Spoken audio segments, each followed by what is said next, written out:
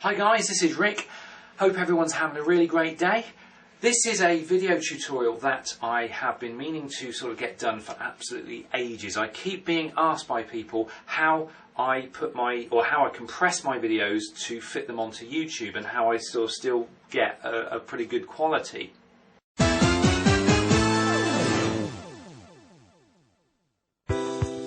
Now I do have to say right from the start, firstly, I am old school. I do not have an HD camera. I use a mini DV camera, but it is a 3CCD camera, which is like semi-broadcast quality, and that will have a bearing on the end quality or the end result that I get on YouTube.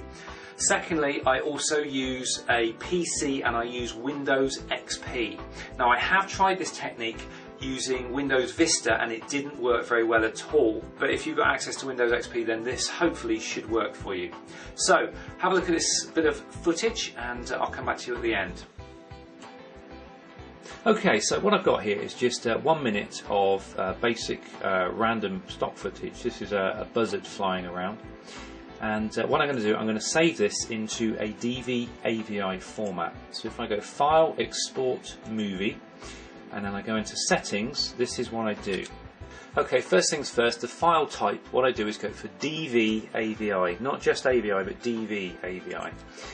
On video, I just basically leave everything as the default. Now on keyframe and rendering, what I do is, for the bit depth, usually in Premiere Elements, the use project settings is the default, but what I tend to do is I just whack it up to maximum. And I'm not 100% sure whether it makes much difference or not, but it's what I've always done. And the other thing is your fields, your scans.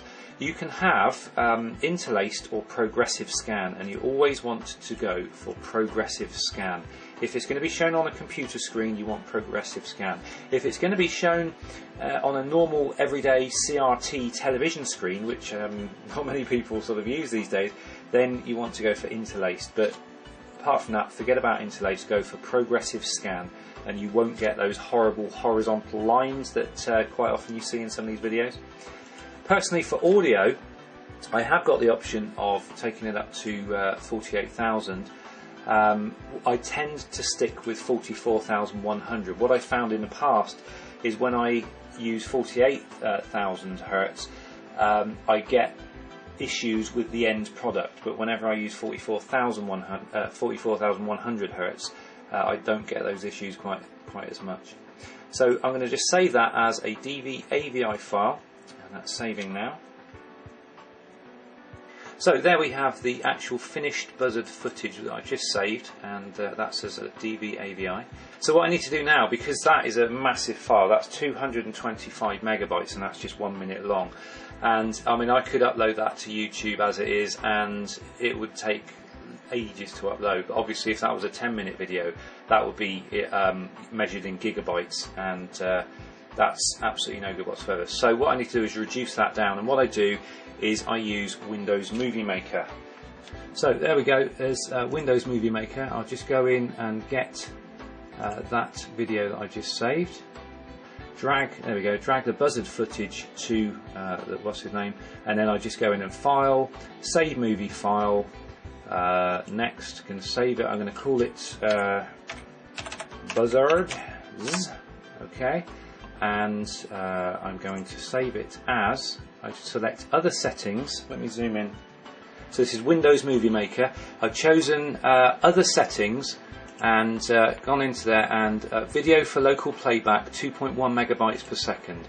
That's the setting I use. Now I think you can only get that setting on the Windows XP version of Windows Movie Maker. If you've got Vista or Windows 7, I believe the settings are different, but this is the one I use. And just go on to next, and it will then save the movie, and I click finish and it will play the movie, and there we have the finished buzzard footage. There we go, and that's all playing fine. It's still 1 minute and 1 second long. There you can see the new buzzard footage. It's now a WMV file as opposed to a DV AVI file, which it was a little while ago. And as you can see, it's only 15 megabytes in size. That's a 1 minute long piece of footage at 15 megabytes. If the thing was 10 minutes long, then obviously it'll be around 150 megabytes in size.